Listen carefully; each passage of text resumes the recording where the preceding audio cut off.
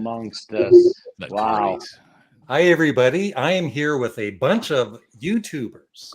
So many. This is the most I've ever had on, I think. I don't think there'll be any of you watching because we're all on. Actually, I think there's so many on that, Glenn, could you please leave? Yeah, okay. I'm out of here.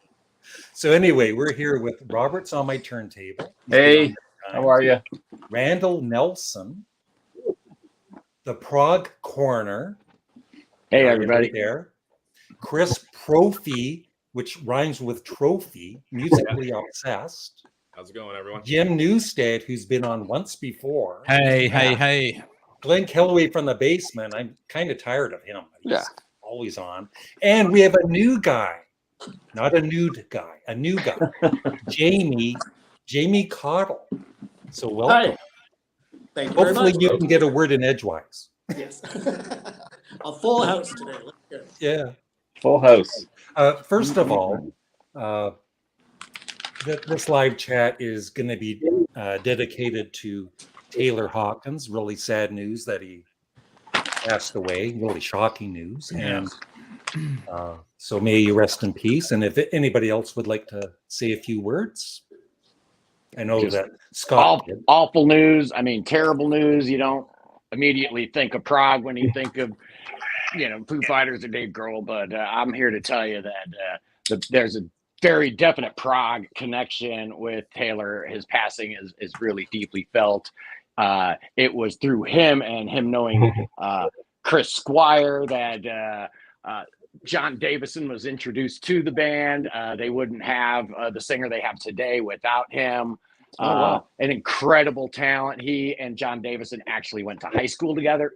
Oh, interesting. They've known each other forever. They dreamt of being rock stars together in high school and forming high school bands and whatnot, dreaming of making the big time and having posters of Yes and rushing their bedroom walls. And they both made it. And it's absolutely tragic. Anybody that has ever listened to him play drums knows that cat was absolutely superb. He was absolutely magnificent drummer. I've seen the Foo Fighters live 3 times, and it never ceases to surprise me how powerful he was on the drums. And I don't think there could be anybody else to be a drummer in Dave Grohl's band that wasn't Dave Grohl, apart from Taylor Hawkins. That's a hell of a wake. Yeah. I mean, how do you fill those shoes? I mean, how do you sit down in the kit that was warmed up by Dave? I mean, he did it with grace. He did it with energy. He did it with creativity. I never met him. I've met Dave before. I've actually sat in and played a little with him back in the old days when he was in Scream. But everything I've heard about Taylor was he was just an amazing stand-up guy, just an amazing dude. Yeah. And what a loss. Tragic. Totally. Probably up sort of in the same be held in the same regard as John Bonham and Keith Moon. It's a real sort of powerhouse player of that sort of caliber. And he will be posthumously. I think there obviously will be a reevaluation of his talent and his skill, and I think he will be in his rightful place before too long. Yeah. Incredible, unreal. And he's getting a ton of accolades from all the heavyweights too, Mick Jagger and Geddy, everybody Ringo, you can name. Everyone, Ringo, everybody's just kind of, devastated. For sure. Yeah. A real tribute to him, that everybody respected him so much. Yeah. Oh, definitely. And we don't know the details yet. We hope it's, no, they're not. We hope it's natural. Yeah. And not, because he had issues a few years back, right? Yeah. But he had some substance abuse issues in the past, so I guess it's really doesn't really matter either way. But it's just a tragic loss to the entire music community, and just awful news today. But here we are on the live stream, y'all. Yeah. So anybody else? Was he getting ready? Were they getting ready just to go on stage? I think I read that somewhere. Yeah, it's like an hour before. Yeah. The crowd was already in place. Oh my gosh. Oh. Yeah. Wow. Yeah. And was he involved with Coheed and Cambria as well? Or because I looked him up, of course I knew Foo Fighters, but Coheed and Cambria comes up underneath his name too. I didn't know how he might have been. I didn't know if he played drums for them as well. I don't know if think he so. ever did or not. Okay. He wasn't their regular drummer, so Yeah, I'm so I not don't sure. know why he would have been associated with them. I didn't know. Yeah, I'm not sure. All right. Yeah. He'd done some side projects, Right. so maybe there was some overlap there. I'm thinking. And it's funny. I don't think I've ever listened to a Foo Fighters album all the way through, but now I feel like I need to. So that's going to be my mission, I think, to just grab a Foo Fighters album and just listen to it. Of course, I've heard the singles, but yeah, for whatever reason, just never popped on a Foo Fighters album. I'm the same way, Chris. Yeah. And everybody I know is like, Foo Fighters, Foo Fighters, Foo Fighters. And I don't know, for whatever reason, I just never listened to them. So now I think that's my mission. So I'm actually a big fan of the first Foo Fighters album, the one that it was all Dave playing all the instruments. Yep. Except for Greg from the Afghan Wigs, I guess played guitar on one song, but the rest of the album was all Dave. That album's incredible to me. Yeah, they kind of went progressively more and more radio friendly, and therefore less and less interesting to me. But still, in all, still a great band. So. Yeah.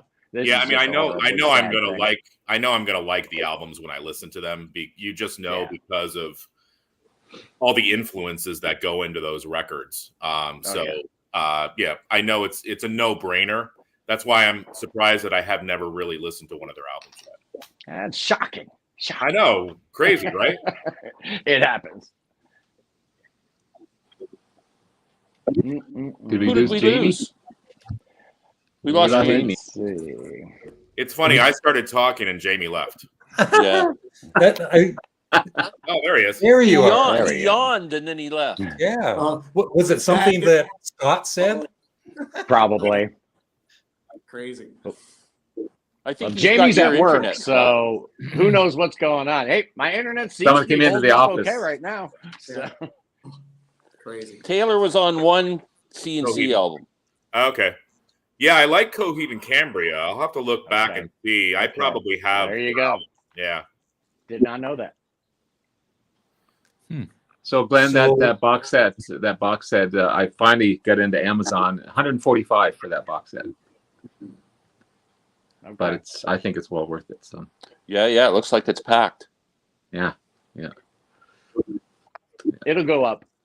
If you want it, you should get it Yeah. quickly because those things have a way of only going Oh, up. I know. Once they're gone, they just It it's is insane. shocking. Yeah. box I'm a sets. completist, but luckily I did never catch the box set bug or else I'd have absolutely no money in my bank account. Yeah, I'm a It's sucker. insane, Our friend Jamie's a sucker for box sets Yeah. too. Jamie's got a good, extensive collection of box sets. But I hear you. Have you seen the price of the new Rush moving pictures box set? It's Yeah, 300 and some bucks Canadian, isn't it? like, Wow. Oh my God. Oh yes. Gosh. Yeah, I don't know. Like Scott said, if you don't buy it for the 300 and then you want it, 2 months later it's going to be 600 because Yeah, it's it going will to be be sold too. out. Yeah. Yeah. Demand. Yeah.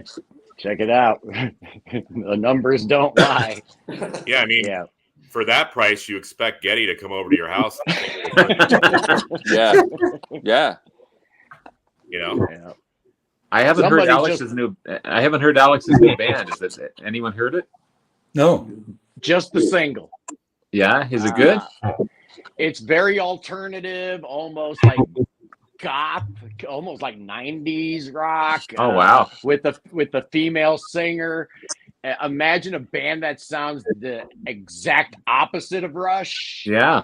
And that's kind of what you're getting here. Wow. It sounded good. I didn't really investigate it any further after the single, though. It Cool. just didn't really hit me that hard. Yeah. But sounded all right. I'm glad he's doing something at least. Yeah, I was just gonna Yeah. say it's good that he's doing something. Besides Stay beer busy. commercials.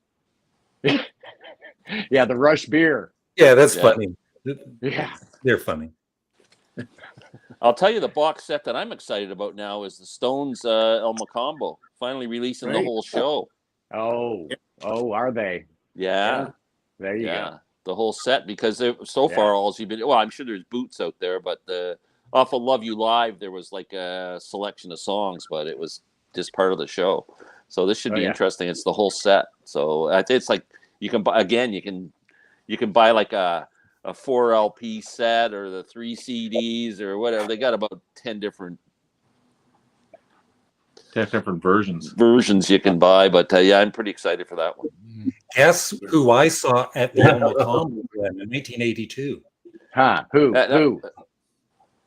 Oh, Sparks. Why not?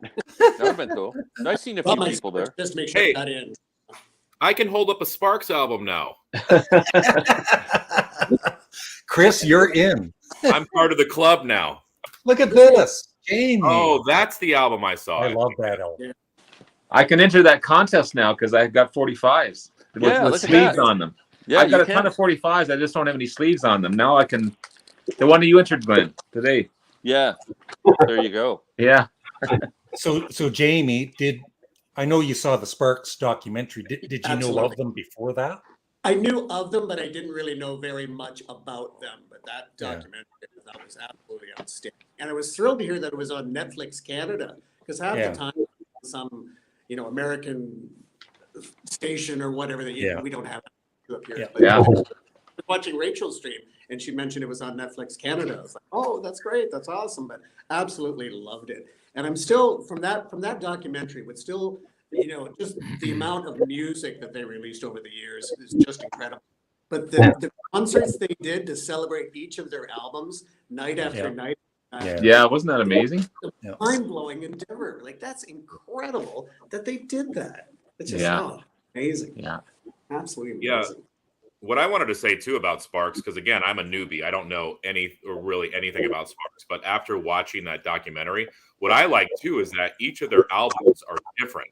It's almost like they tried to do a different style or a different genre in each album, which I thought was cool, because most bands kind of stick to their guns.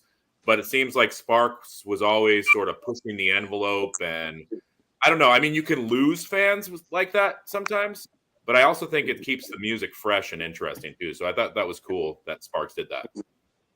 I think they were fortunate enough that they never had that giant hit in the United States back in the 70s. Yeah, they, in the UK they had some, singles that charted and whatnot, but they weren't pinned down to anything. They could be free to explore different avenues and styles. They didn't have the record labels telling them you got to sound just like this because you had a hit that sounded like that. They were free to do their own thing for decades, and it's just incredible the amount of greatness that came out of those two dudes, man. It was just nuts. It's nuts. Yeah, and they worked every day. They worked every day in that little room together. I need an intervention. Listen, some of us love Sparks and some don't. We talk about all kinds of bands on here, so I'm gonna bring up Sparks occasionally. Hey, we could even bring up Heart That's around right. here. Hey, we could talk about ABBA for a while. No, that was great, Jim. I really enjoyed the Little Queen. Heart. Yeah. Awesome. Totally took me by surprise. That's what I love about your channel, dude. I gotta say, I love when you put a record on and you're gonna be surprised, because you didn't say in your preamble, I know this is not gonna be what I think it's gonna be. I know, but it's you're crazy. Still blown away. It's awesome. I keep saying I shouldn't be surprised anymore, because I know that whatever I'm going to listen to is going to be amazing. But I guess I'm not surprised, but I am surprised about how good every single thing is I'm listening to. How good it is. I just how have I missed this in my entire life? So like for 45 or 50 years, these records have been out there, and I have no idea they're there, and I just what the hell?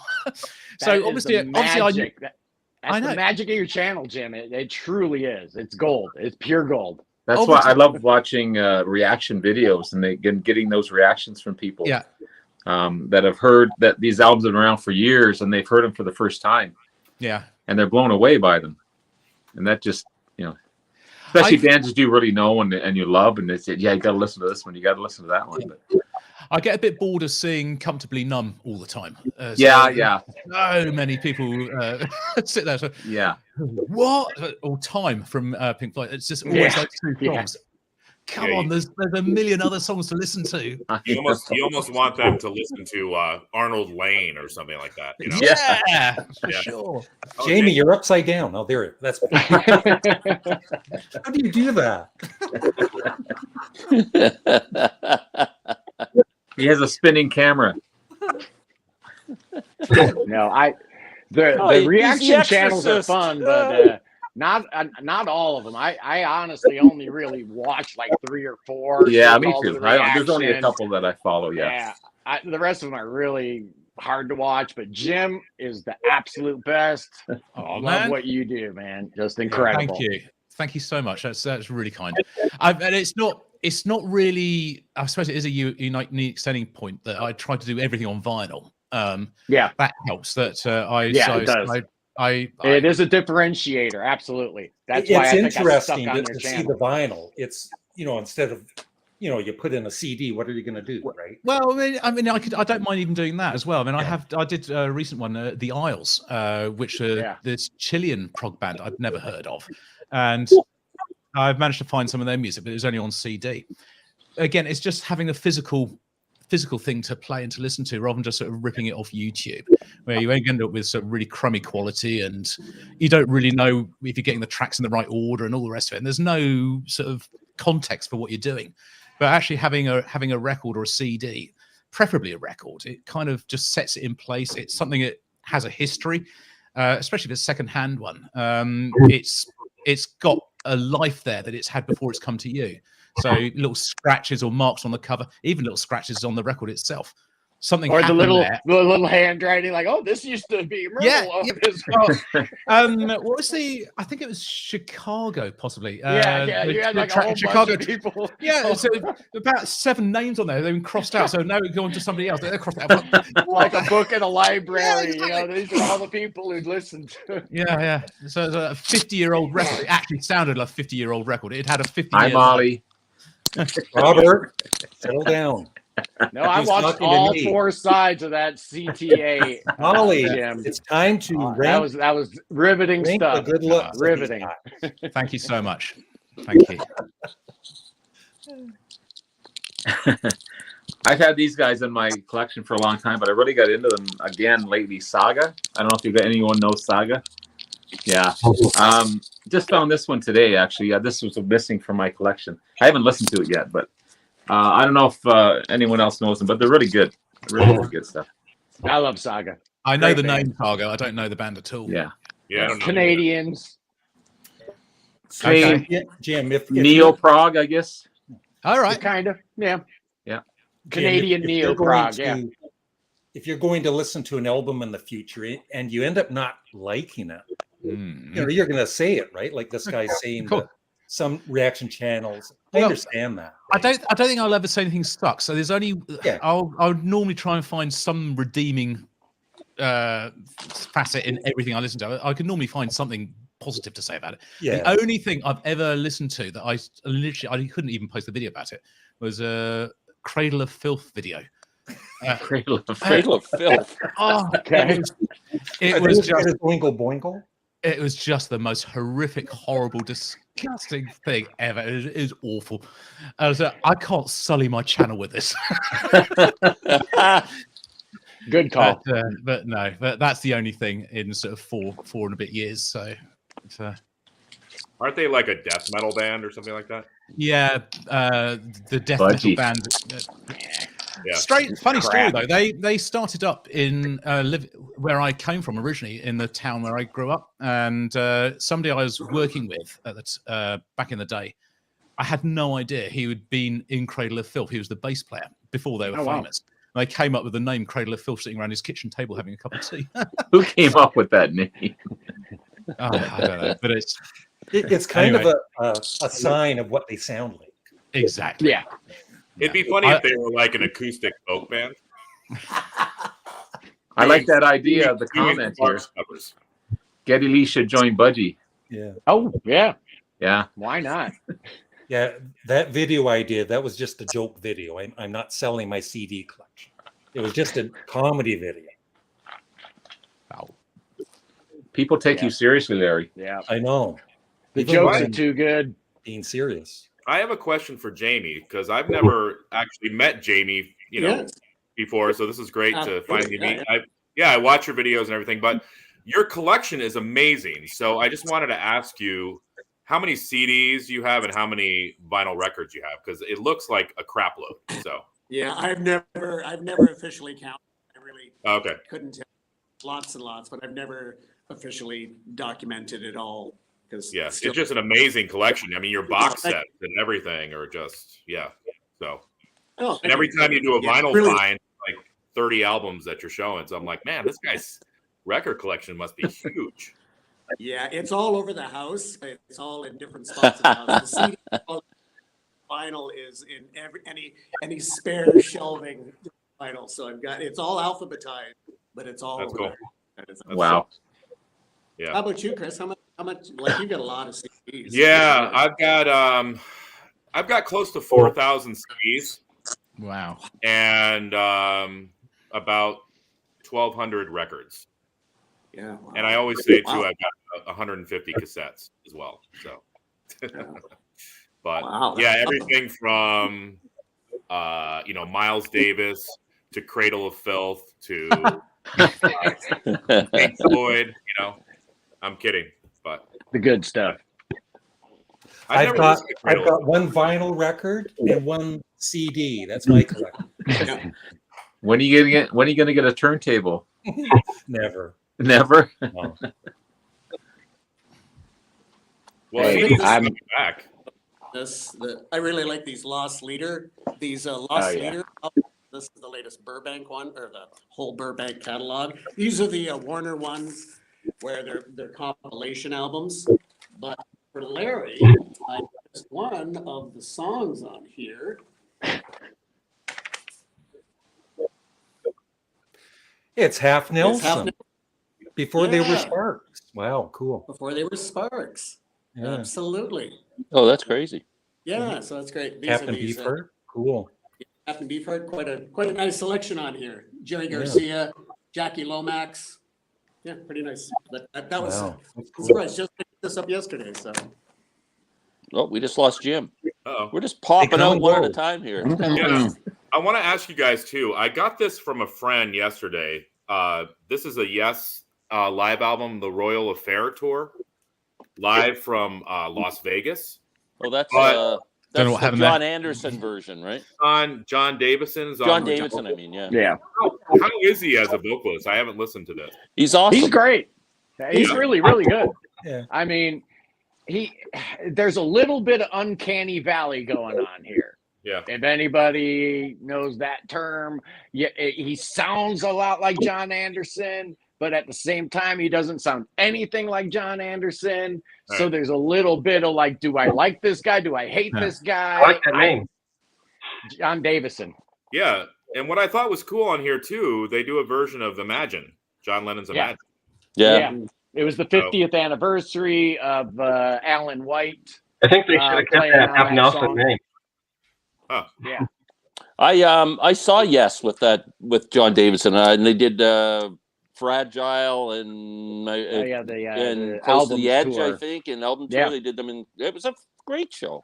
Yeah. Well, Yeah, he's Steve so Howe fun. keeps him around for a reason. Steve Yeah. Howe keeps John in the band because he doesn't mess up the lyrics. He comes Yeah. to rehearsals. He is a consummate professional. The only thing wrong with John Davison is he's not as good as John Anderson.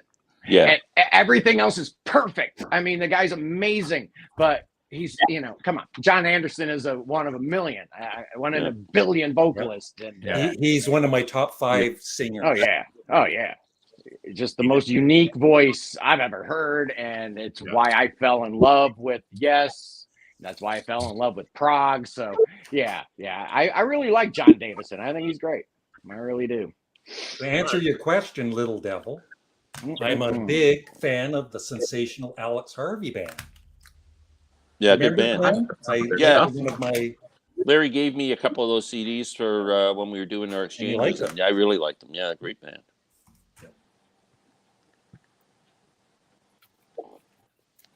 A recent album I just picked up. I think we might have been talking about this band the last time I was on, but Uriah Heep. Yeah, they have so many records and so many singers and so many styles. I just picked up Firefly. Oh yeah, Nice. I like that record. Firefly is good. Really good album. I dig it. I dig it a lot. Yeah. Bomber Underrated Dog. era. Magician's Birthday. How old is how far into the catalog is that album? Was that 76, 77? After Byron? That's after David Byron left. No, this is John Lawton. John Lawton era. Okay. What was that? 77 maybe? Yeah, I'm looking Firefly? for it. My eyes are That's a good record though. not I working really like they used to. Let me see. Looking for a date. 1972. 72? Yeah. No. Nah, that's Demons and No. Wizards and Magician's No. Birthday came out in 70. Oh, I'm sorry. Yeah. 1977. The two. Yeah. There you go. 77. Two look like a 7. Ah man, you need the glasses on. Oh, wait Yeah. a second. But yeah, I'm having to hold things back to see them.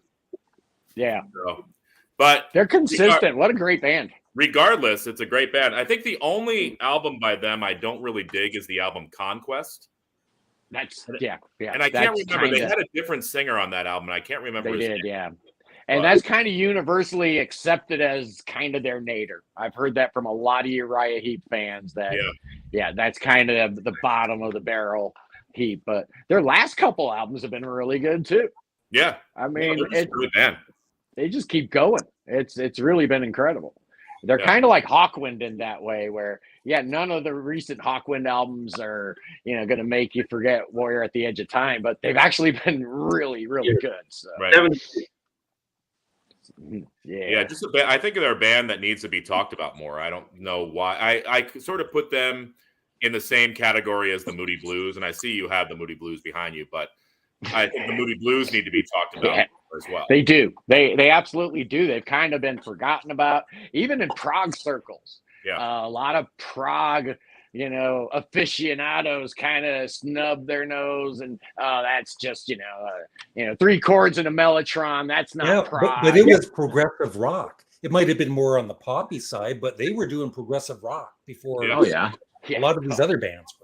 They are prog 100%, and you can put a qualifier, call them proto prog, whatever. They're amazing. I love them. Yeah, I mean, they were coming out with concept records. Their songs sort of bled into each one, and there was a storyline behind it. Yep. The only thing they needed were the Roger Dean cover art, and then and I'm going to argue that some of that early artwork was every bit as great as anything Roger did. So I mean, I really love their artwork as well. They were visionaries. They were one of the first bands that broke away from their label and were able to carve out their own niche label threshold. This is way before Swan Song when Led Zeppelin did it, or Manticore and ELP did it. These guys were, they don't get nearly enough credit at all. And speaking of John Davison from Yes, apparently he's dating John Lodge from the Moody Blues' daughter. I thought you were going to say he was going to say he's dating John Lodge. Wow. Just a little thing out there. That's why he's always in the UK. That's why John Davison's always hanging out there. I just found that out. Oh, interesting. Oh well. Hey. Glenn, got a question for you there. Glenn, how are those McCartney box sets? Such a great score. Yes, I scored. For anybody who doesn't know, I scored the McCartney and the Band on the Run archive series sets for $75 each. Wow. From a guy. So they're just in mint condition, and I am enjoying them. I wish there was more music content. The presentation's great, and I'm enjoying the books and everything. But really, like the McCartney, there's the remastered album, and then the second album of some live stuff and that. But there's not enough. I wish there was more. But I guess that's all they had. So, but it's they're really good. I'm so happy I got them. Favorite Genesis album?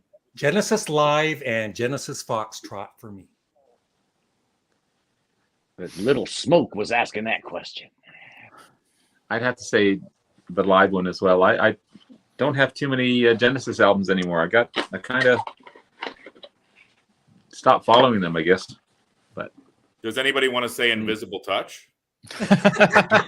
Well, I actually like that album. I did like horrible. it that there were 3. I did like that one. I like every Genesis album. There's no such thing as a bad Genesis album. There were prog Genesis albums and there were pop Genesis albums, and they're all good. And but my favorite is The Lamb Lies Down on Broadway. and I do Phil love it. Collins was one of the best drummers ever. He's really not Yes, he was. Yeah. recognized. It's such a Yes, he was. Yeah. When I was listening through to Selling England by the Pound, I just couldn't believe how good he was as a drummer. It's so musical. It's just brilliant drumming. And the way he locked into what Michael Rutherford was doing on bass, so he was such a non-traditional bass player that it had to have been a pretty hard gig for Phil Collins to do what he did and still hold it down, because that's not what Michael Rutherford was doing. He wasn't holding nothing down. He was going everywhere, So Phil Collins, the most underrated drummer ever, maybe. I mean, people in the know, but I wonder if that's because he's a singer as well. That's why, exactly. Yeah, it's like Don Henley, or Karen Carpenter. You don't judge their drumming chops. Yeah, that's true. But you should, because Karen Carpenter was good. There's great videos on YouTube with Karen Carpenter. Like, really, she was good. Yeah, brother. Yeah. She could drum, man. She was Cradle of Filth's first drummer, actually. So. Do you guys listen to any of the stuff that Steve Hackett's been doing lately? The live stuff he's been doing, touring, the Genesis albums, and those albums are fantastic. They're great. And the live shows are just amazing. He's using Nad Sylvain on vocals. He's using Jonas Reingold on bass. He's got this dream team around him. It's just, they're just incredible. They're sounding great. And I just love how Steve Hackett is the only one that's really keeping the prog flame alive in that whole Genesis camp. And God bless him. I love Steve Hackett. Yeah. Awesome stuff. And his new solo, his studio albums, his latest stuff has been actually really good too. Really good. I love the Night He's not Siren. just he's not just cashing in on old Genesis songs. Yeah. Somebody had mentioned Trespass being their favorite, and I was looking at the track list. I love that song, The Knife. Yeah. Really good stuff. Great. Yeah, but the version on Genesis Live is so much better because of that guitar solo. And Steve Phil Hackett Collins rips on off. drums. Phil on drums. But that, to me, the guitar solo on The Knife on Genesis Live might be my favorite guitar solo by anyone ever. Yeah, including Comfortably Numb. Solo number 2. I'm going to change directions a little bit. I got this one in today as well. 10 albums. Oh, the box set. Yeah, all their. I have most of these on album or on vinyl already, but I wanted to complete. This is the Rolling Stones. Recorded Rolling Stones. That is my favorite 10 Years After album. It came out on Record Store Day, and it was that the tapes were discovered. The Kate Barrett session. After Alvin Lee passed away, his wife found these tapes in the basement. Yeah, it was like an undiscovered 10 Years After album. Yeah. And they listened to him and went, holy crap. And they did a limited edition release of it, and it is incredible. It's my favorite 10 Years After album. Yeah. Love it. It's got all their.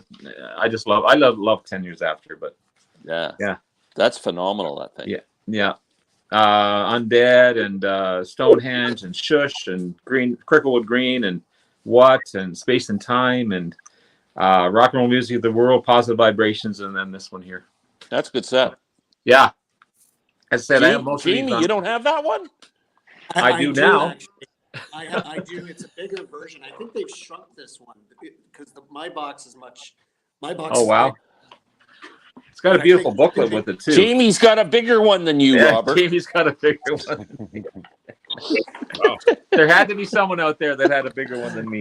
We're not in competition here. Yeah. Hold up your hands, Jamie. Hold up one of them anyway. Yeah. Jim, a question for you. You're a drummer.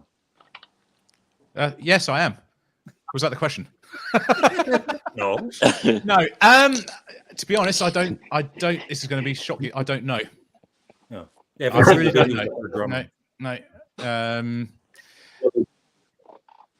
I couldn't tell you. Yeah, like I What a said, I question. think there are some videos on YouTube of her ripping it up. Like you wouldn't think she would be, but and again, I'm not a drummer myself, but she looks like she's good. Sounds like she's good, but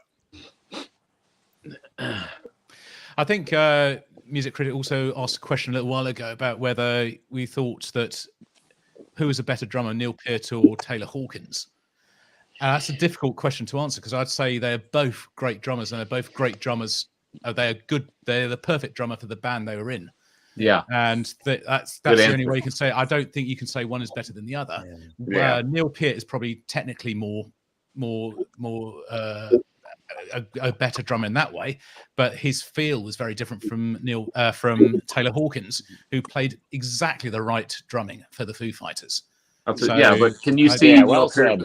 Can you see Neil Peart drumming for the Foo Fighters or no, or vice versa? No, not at all. No. So but that's an on their unfair own, question. they're amazing, but not in the band that they were in, as you said. Yeah, it's just personal preference too. At the end of the day, when you get to that level, when you're talking about who's better, Jimi Hendrix or come on, man, it's just what you prefer at the end of the day. Exactly. But they were both incredible. Yeah, drummers. exactly. You can't take nothing away from them. They're up there right now in heaven, and they got Jamming one away. hell of a rhythm section because they got John Entwistle and they got Chris Squire and they got Jaco Pastorius to play bass next to them. So it'll be all right. It's going to be all right for Taylor and his family. Our hearts go out to them all.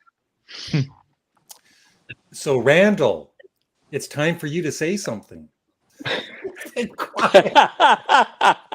We didn't even know you were here, Randall. Okay. Uh-oh. Oh, no, it sounds good. That's why. Your sound is off, Randall. That's why. We can't hear you. We can't hear you. That's why he's been so quiet. And that explains a lot, doesn't it? Yeah. Do we prefer him like that, though? He wants us to guess a song. The Sounds of Silence. Yeah, that's a good one.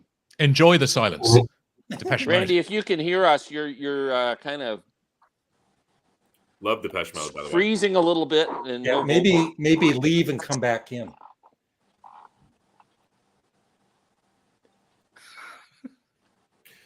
Technology, man. Yeah. So somebody, we all have issues doing the right thing. Doing live streams. Somebody had posted a Greta Van Fleet question, I think, before. Yeah. And I have their first couple CDs, and here's another question. Dig them. I was always like, okay, they sound like Zeppelin, but they definitely had a different take on things. But I hadn't listened to them in a while. But I guess this is their new album. I'm looking it up, but there's a song in there called "Light My Love," and the only reason I know about this song is because my daughter played it to me, and I'm like, and she's 17. I'm like, how do you know Greta Van Fleet? And I guess they were on a TikTok video. Yeah. So I was like, all right, well, I'm not really into TikTok, but that's pretty cool that kids are getting into bands like Greta Van Fleet or other bands because of TikTok videos. And I guess the bottom line is the song "Light My Love" is really good, so I might have to purchase that new Greta Van Fleet album. It's a pretty good album. I got it. It's good. It's good. I like those guys. Yeah. I mean, they're talented. I mean, you're listening to them and I'm like, all right, I'm getting like, obviously you get a huge Zeppelin vibe, but I guess it's cool because it's sort of like a reincarnation or like bringing Zeppelin to, a new audience almost. So, and hopefully kids will go back and discover like the real stuff. They're bringing new music to the world. That's what we want, right? Yeah. Because It's And again, exactly what we want. Yeah. And I get down on things like TikTok and all that, but I guess if kids are listening to cool music because of it, I guess it's not a bad thing. You know what I mean? I mean, there are every now and then there'll be a song where one TikTok short goes viral and then everybody's using the same song. Yeah, it was Greta Van Fleet a while back. I know the Mountain Goats had a song that was being used in like millions of TikTok videos. I'm like, that's kind of obscure and very cool. So yeah, anything that gets people listening to good music, I'm all in favor of. Yeah. They don't listen to enough music now. It's all about, just putting it on Spotify or whatever. So, the Greta Van Fleet thing, yeah, maybe they sound a little like Zeppelin, but most of these kids are digesting their music via algorithms and playlists. So you bet your bottom dollar if Greta Van Fleet's on that playlist, there's going to be some Zeppelin on it too. And then what else is going to be suggested on there? It's awesome. Yeah. I'm all in favor of it. I don't care. Yeah. Yeah. It's good stuff. Randall, say something. Is he back? You with us now, Randy? Uh-oh. Can anybody lip read? Everyone's having issues. You have no sound. Yeah. If you're having the issue, don't you can still stay on, but we enjoy seeing his face. Yeah. You're very beautiful. Yeah, you're very beautiful face. Even if you don't talk, we really enjoy your company. Well, didn't Molly think that Randall was the most handsome out of all of us? I think she did. Yeah. I'm jealous now. I'm jealous. Yeah. Well, obviously, what kind of taste does Molly have? She's with Larry. You guys don't know that she's blind? That would explain it all. But she loves the feel of my face.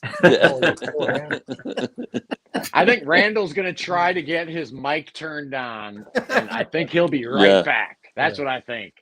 Yeah, he should try and do a video with Rachel. That's exactly right. That's what I'm saying. I'm an old pro at this now. I feel your pain, Randall. I feel it. Oh, that was not pretty. Poke the Bear compilation featuring current electric label artists redoing songs from earlier ones. The Sugar Cubes do a swell Motorcycle Mama. That'd be interesting. Odd. Yeah. And I haven't heard about that. Was Bjork in the Sugar Cubes or? Yes. Yeah. Oh, really? Did not know that. I did not know that either. Very good band. 1980s band. Bjork for people. Yeah. Bjork for people who don't like Bjork. That's me right there. I don't like Bjork, but I love Sugar Cubes. I just have one album by her, the Homogenic album. I think it's pronounced. Yeah. But it's pretty good. I'm not a huge Bjork fan.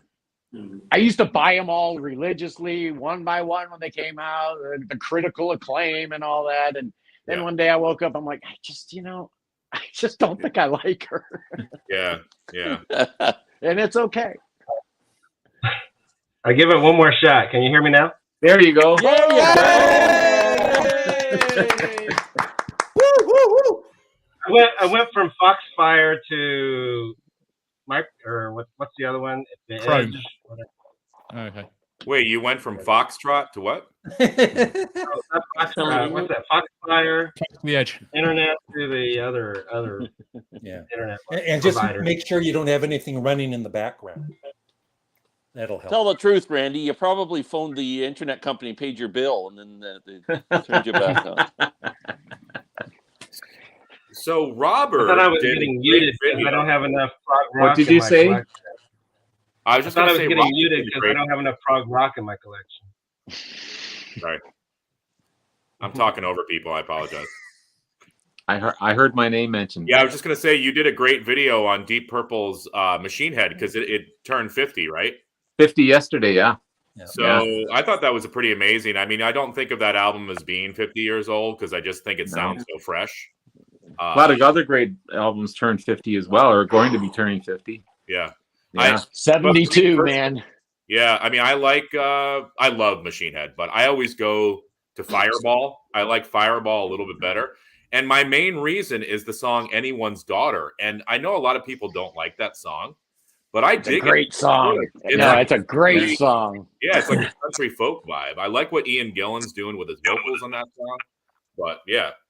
And my favorite German band took their name from that song, Anyone's Daughter. Amazing prog band named after that song. Oh, really? Cool. Yeah, Interesting. Yeah, Burns, Fireball, yeah. Rocks. In rock. In Rock. The first three albums are still some of my favorites as well. But I'm always going to love Machine Head. That's always going to be my favorite. And a lot of people don't know that they had the albums before Machine Head with Rod Evans on vocals, and he went on to be in Captain Beyond. Yep. Yeah. And which they're a great band too. And those albums are really cool because they do a lot of Beatles covers on those records. In the first two, they do. Yeah. Yeah. Yeah. I think they cover Kentucky Woman. I think Americans thought I think all we knew was Hush.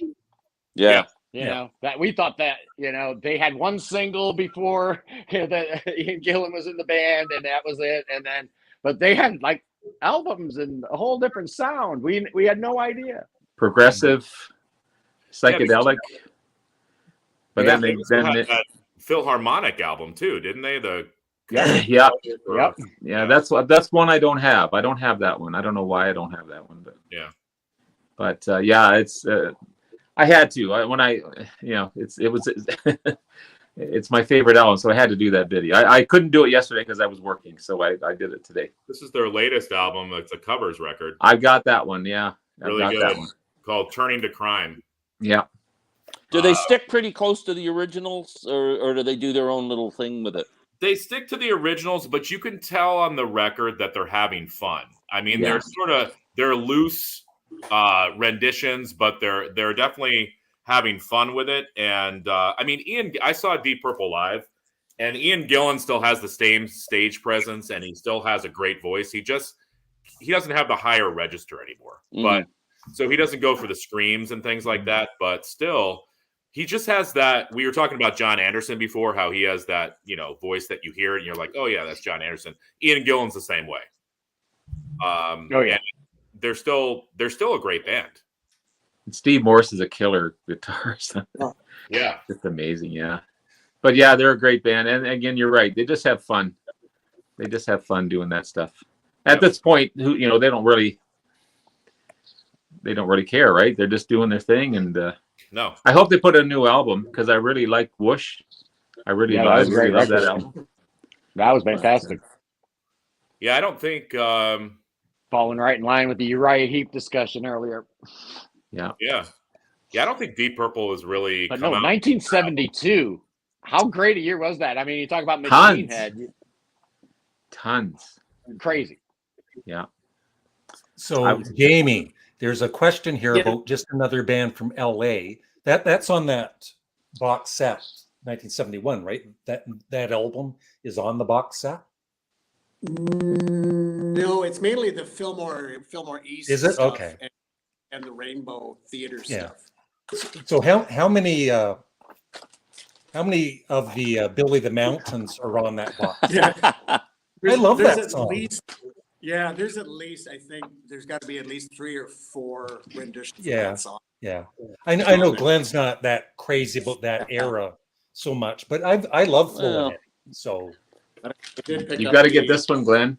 I'm all about the music. I'm not a big fan of the Zappa humor. I understand where it comes from and the motivation, but I love the music.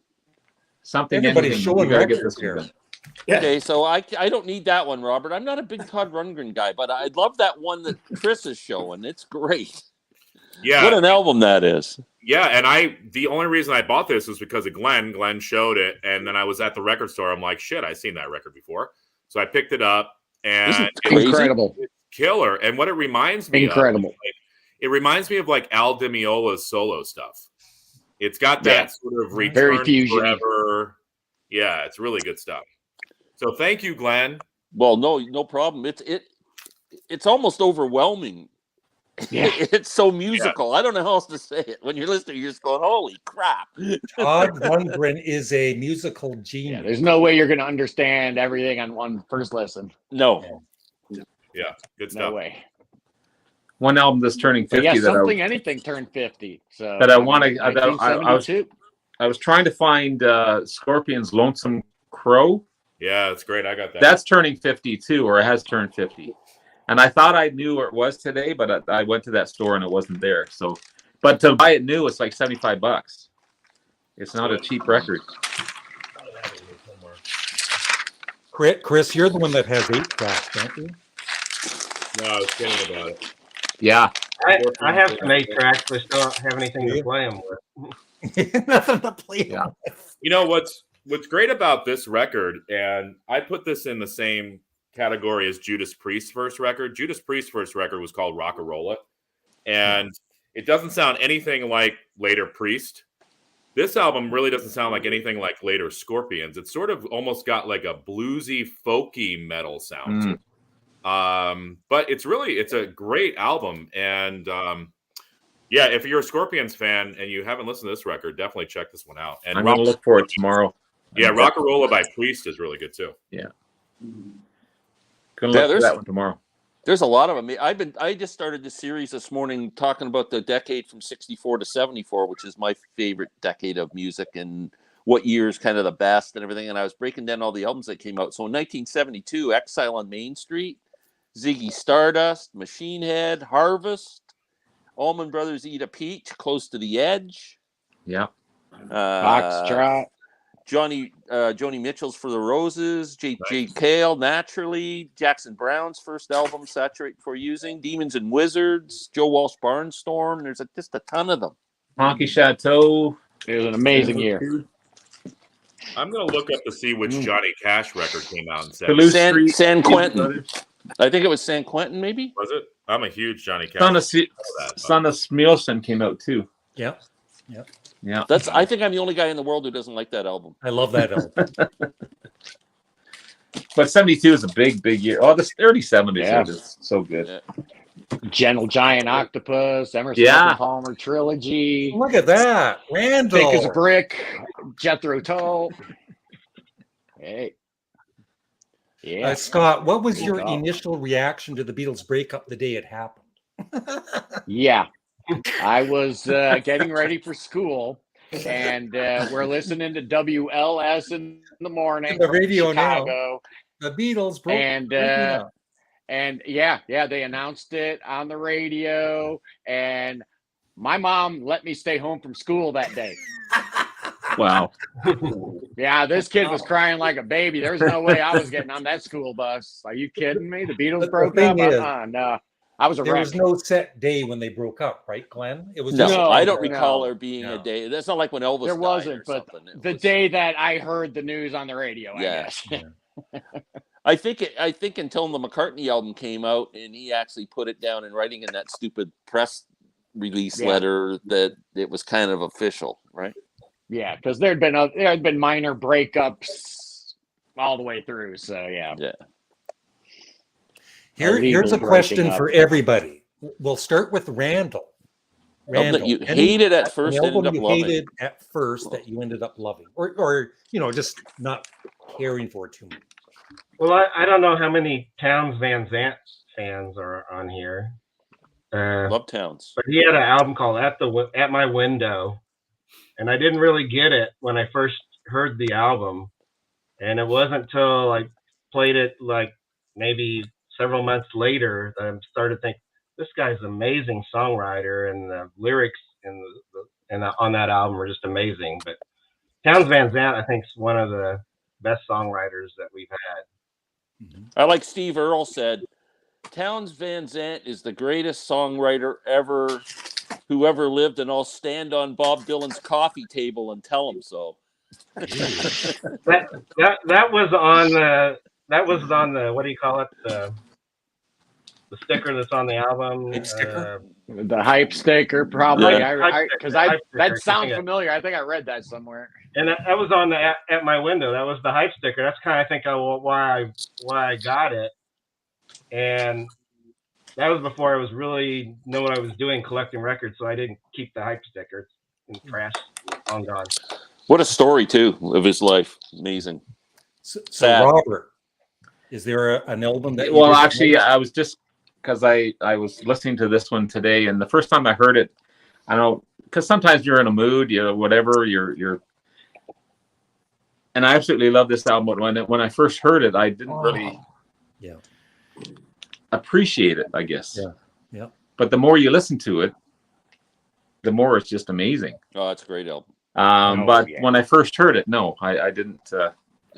I wasn't a big fan of it, but I'm glad I have it. And the more you listen to it, the more it just gets better. So I just happened to have it out today, listening to it. So good question. Incredible. And Chris What is a getting record. his.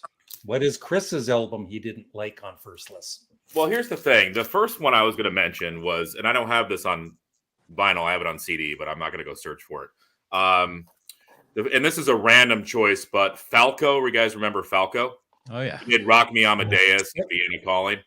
Well, I bought that record as a kid for Rock Me Amadeus, and the rest of the album I thought sucked. But as I got to listen to it more, I really dug it. But so that's a random one. But the other one I'll mention, and it's not like I didn't like these records when I first heard them, but they've really grown on me a lot, are these two Sabbath records. Yes. They Die. Yeah. And Technical Ecstasy. Yeah. They're really good. I never realized that Ozzy actually even sang Two on thumbs the up. record. But Technical Ecstasy, I bought the box set of this as well. This is a killer record, and I would put this up against any of the Sabbath records. Indeed. Yeah. Really good stuff. But it takes a couple listens, right? It does, because it's a little bit more proggy. There's some keyboard stuff. I think Bill Ward sings a song on here called "It's All Right," and it's not like Sabbath 1 or Master of Reality. It's just a little bit different, but it grows with each listen. I've got another one. I'm not sure what you think about it. I think you got it, Chris. Maybe you don't. But the new Ghost album. Yeah, I'm Yeah. The first time I heard it, it's good. It's good. But then the second time I heard it, it's okay. Yeah. So and I'm still getting to that point where I can't say it's excellent yet. I just got to. Here's my thing with good. Ghosts. I love Ghosts from the beginning because they brought in like the Blue Oyster Cult sound. They've also there's a band called Merciful Fate with King Diamond, and they bring in that sound as well. King Diamond, yeah, they've strayed away from that. They've gotten more poppy, but I like the new album. I do like that too. But I agree with you, Robert. It's going to be a grower for me. The song that I really dig is the last song, and I can't remember the title of it. I can't remember too, but that's a killer song. That's fit for something or other. Yeah. But the more I listen, But the first listen was, it's okay. Yeah. But they're funny though, because they're like a satanic band. But their music is just very accessible. Yeah, it's almost like ABBA, isn't it? In the way it's so melodic. Yeah, the choruses, and it sounds like sort of a heavy ABBA. It really does. Because of his voice, he's got such a mellow voice. Yeah, he does have a mellow voice. They took a page out of the Kiss book, though, because back in the 70s, nobody knew who Kiss was because of the makeup, and that was sort of added to the mystique.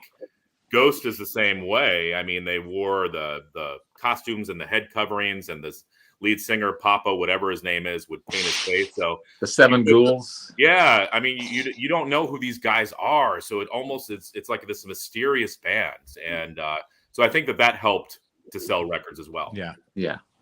It's marketing gold. I mean, these guys, you're right. They took a page right out of Kiss's playbook. It's smart.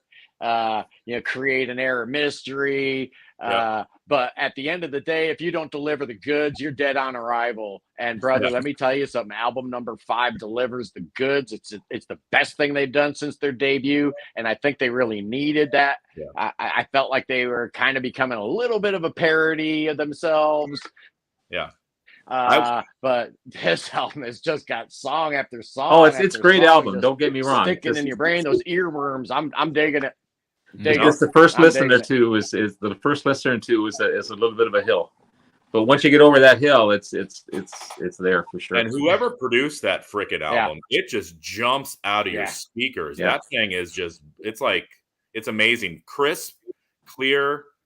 No, it's a great one. Yeah, it does what you want it to do as a listener. I still haven't done a review on it, so great. I'm still waiting to listen for a bit. But now I got to hear this. it's good. It may not be your style, but No banjo. no. Now, Glenn, are you a Satanist, Glenn?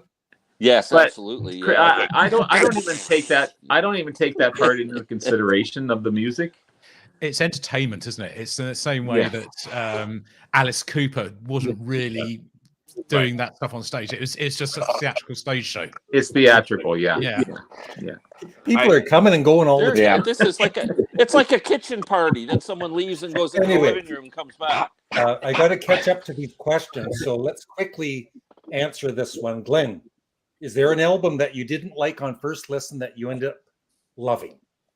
Well, I'm going to say, I was trying to think. I'm going to say Trout Mask Replica is an album that's probably the poster child for those kind of albums. Yeah, I'm still listening to that record. Yeah, it takes a long time before you go, oh, that's pretty good. Yeah. Captain Beefheart. The first time you hear it, you go, that's the worst album I've ever heard in my life. And then after you listen to it 100 times, you go, that's one of the best albums I've ever heard. Yeah. Good answer. Jim, do you have an album you didn't like at first that you end up? Yeah, it's going to be a surprising one. So this is when this first came out, everyone around me was playing it, and I just didn't like it at all. And it's one that I've grown to love. It is actually there is some guitar on it, but it's not really a guitar band at all. It's one guy, Matt Johnson, is a songwriter, and it's as dark as you want. It's social commentary, it's political, and it's absolutely brilliant. When you start listening to it, it's a fantastic album. But the first time I heard it, I don't like this at all, because I was very much into sort of guitar music and heaviness. And actually, it doesn't have to be heavy in that traditional way to be heavy. This is a very heavy album, but in a very, very different way. It's really good.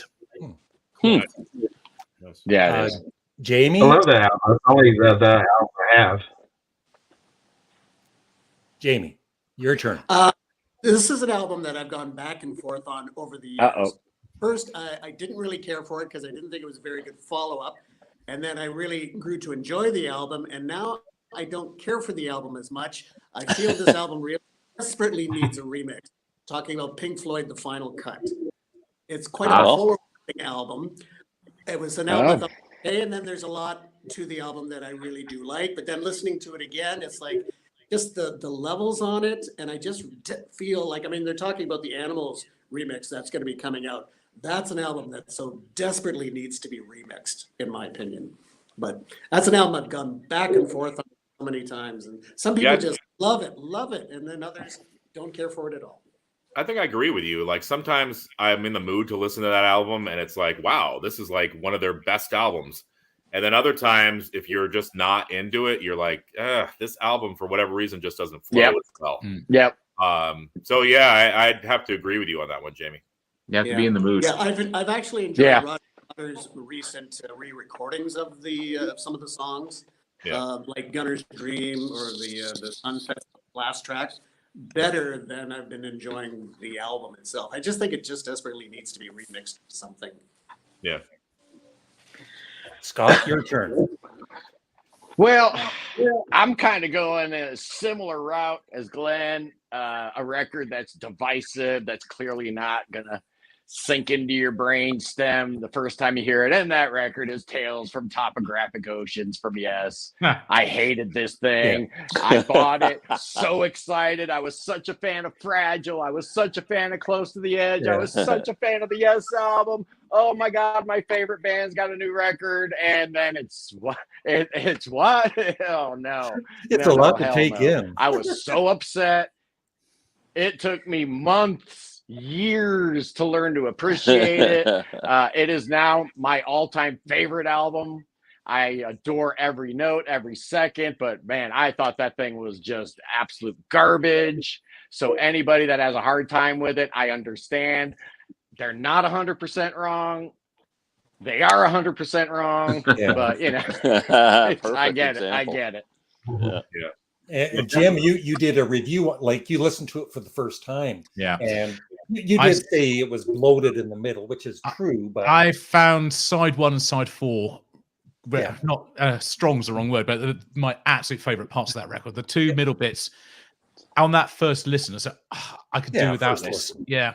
And I think you're right, Scott. It's a journey. It's that you've got to listen to it and listen to it and listen to it. If you put the work in, eventually it's going to reward you.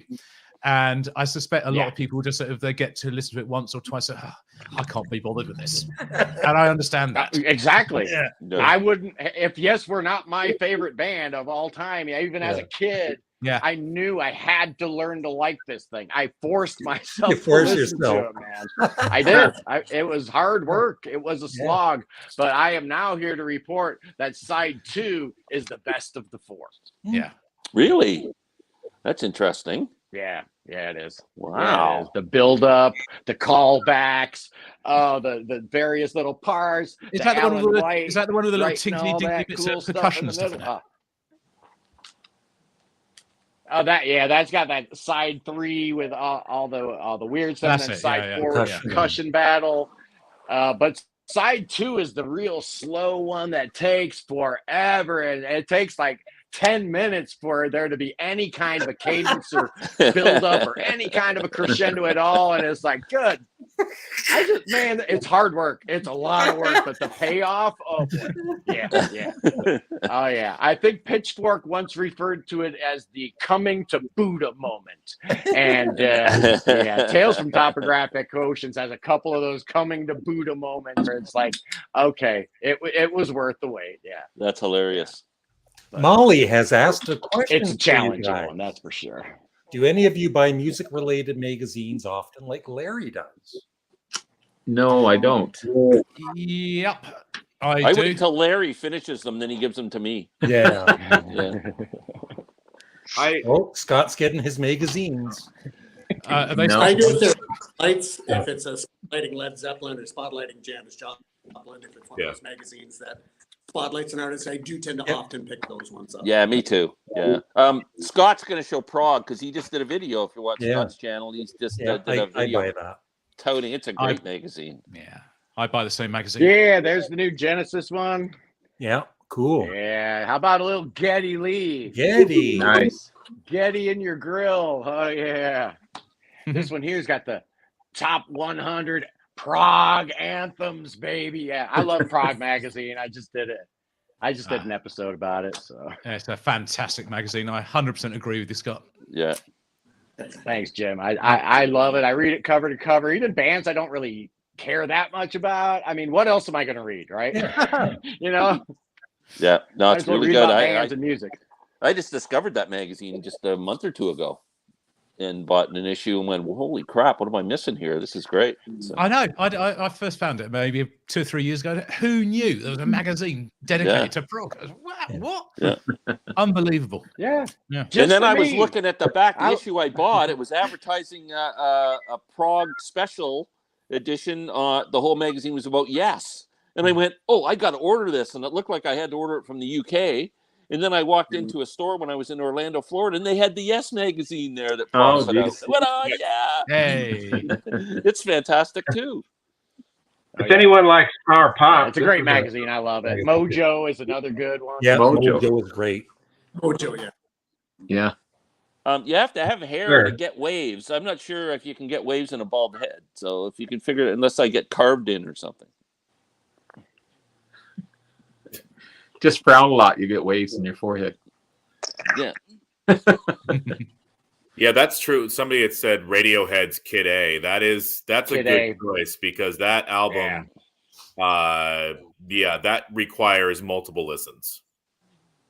Very electronic. Especially if you were a Radiohead fan, you weren't expecting that record. No, real left turn. Yeah, because their first album had the hit Creep on it. Yeah. And then you're like, oh, okay, these guys sort of sound like Nirvana a little bit. And then it was like, boom, they just went a totally different direction. So what's yours, Larry? I have to say, I've told the story so many times, but Sparks' Kimono My House I saw them on TV. They were so weird. So the next day I bought the album. I played it and I threw it in the garbage. Luckily, I took it back up. Who did we lose? Oh, wow. We're always losing people. Yeah, geez. And I apologize if I missed some questions, but we're getting a lot of them here. I'm trying to keep up with everybody. Glenn, check out. Oh, yeah. There you go. Raw. Okay. Yeah, I need that. Raw is great. Yeah, Raw's really good. Yeah, it is. Communion with the Sun, Sing Ring and the Glass Guitar, Hiroshima. That album's absolutely incredible, man. Wow. That's watch peak that. Todd right there. I'll look for Yeah, that. it's so good. Yeah, it's the first one with the 4-man lineup finally resolved, and the last real prog album from them. It's terrific. Okay, didn't care for Fragile. You know, you're ever going to make a video talking about Talking I love Heads. Talking Heads. I've talked about them in some of my videos. I love Talking Heads. Favorite Talking Heads album? Fear of Music. Ghost or about a That satanic. is the correct answer. Thank you, Scott. Fear of Music is the correct answer. Full stop. Yeah. Yeah. Cliff Richards. Remain in Light's great. 77 songs about building. 77 is the They're one all for me. good. Like they a never killer. put out a Yeah. bad album. Yeah. More songs about building Every and food. I love it. Talking Heads album. Love them. Nude was a Naked. What was that? What was that last album called? Yeah, the last With the two. monkey on the cover. What was that? Yeah, Nude. Okay. Naked and I like that one too. True Stories. Naked. True Stories. True Stories. Yeah. True Stories. True Stories is a good album. Little Creatures. Radiohead got the name of the band from that album. Yeah. One by one. Any No, the good weather's rock and getting roll- better. Any good rock and roll books you'd recommend for me? Do you guys like to read music biographies? Yep. I Yeah. read a ton of them. Yeah. Yeah. Don't I'm have going to time. recommend, if you can find it, it's an Yeah, older book, yeah. but Bill Graham's biography is fantastic.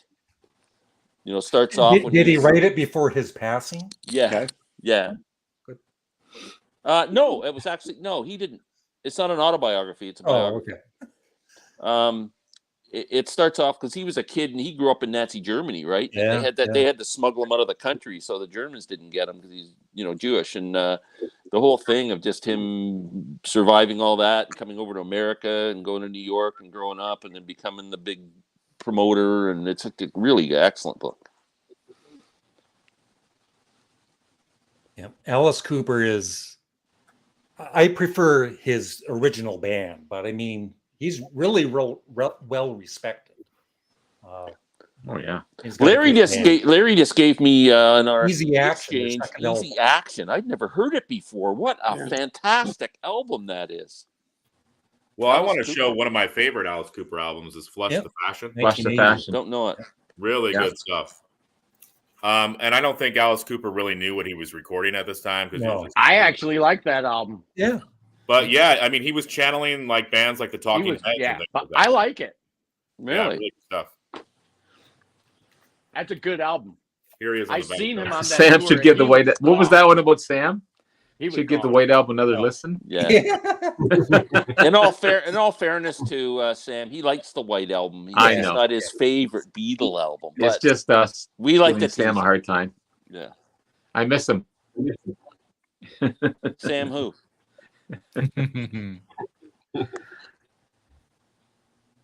Yeah.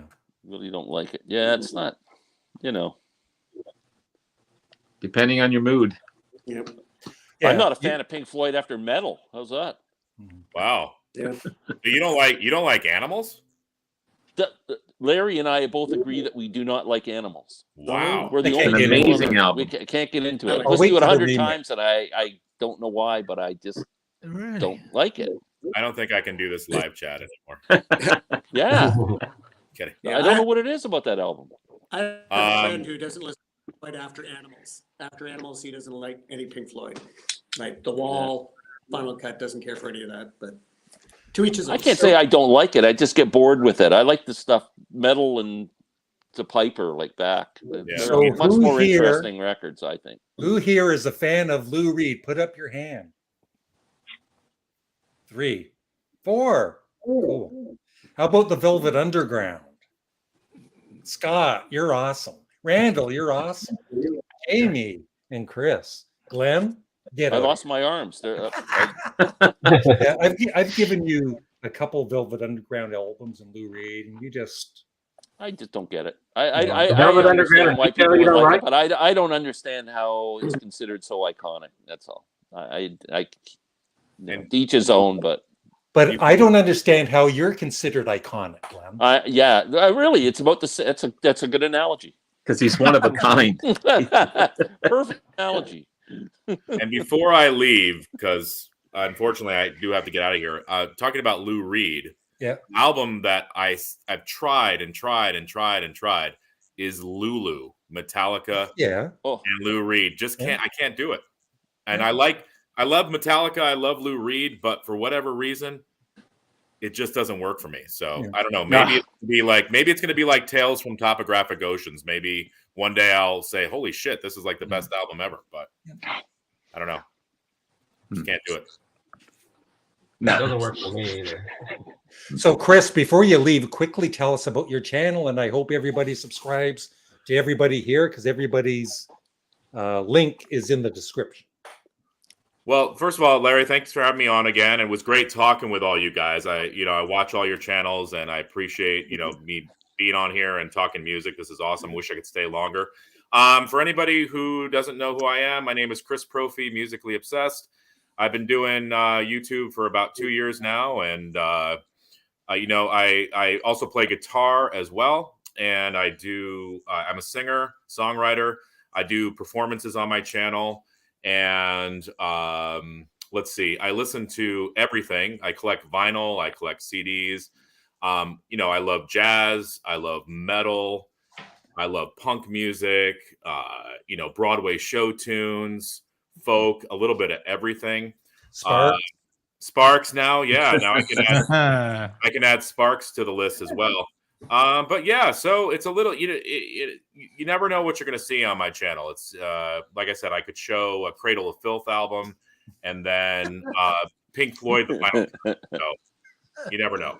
Okay, thanks, Chris. You're amazing, Chris. I appreciate You're it. amazing. Take care, we brother. love you, buddy. Thanks for coming. Take care. Thank you so much. Thank you. I See you appreciate next it, guys. time. Love you, bud. Take Bye-bye. care. Have a good one. Take care. Yeah, I used to buy Cream magazine. I didn't care for Circus as much, but that was in I remember. the 70s, Yeah. I think. Remember both Cream and Circus? Yeah. Wow. Yeah. Scott, this is your final time. Yeah. I don't know. It's a curse. Something's going on, but yeah. It's really rude of you just to leave whenever you want. What can I say? Yeah. Downbeat Jazz Magazine, yeah. Oh yeah, That's probably still around, right? I think it is. Yeah. So picking up on what you were saying a minute too about Glenn, about an artist who's meant to be iconic but you just don't get. Is there anybody else that everybody else doesn't get in the same way? So I'll say Tom Waite. Oh wow! Okay. I love Tom. So there's bits and pieces that I think are really, really good, but other stuff I just find really difficult to listen to. It just doesn't do anything for me. Oh boy.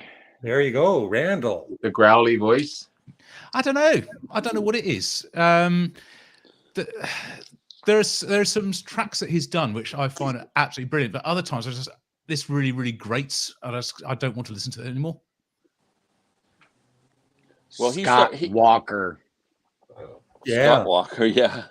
I honestly haven't heard him, so I can't. I know of him, but I've never listened to his music, so I can't. I think I love it and revered. I don't understand it. I listened to his last album, but it's so out there. But I kind of almost liked it.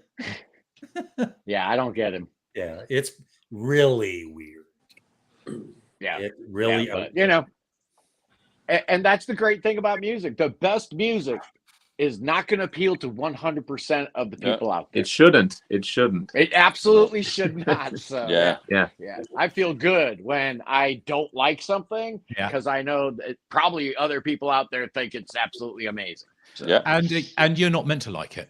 That's not for you. Right. That's the whole thing. It's isn't not it? for me. The best music is the music which is right for you, and that's the answer to that. People get so offended when you don't like something they like. Yeah.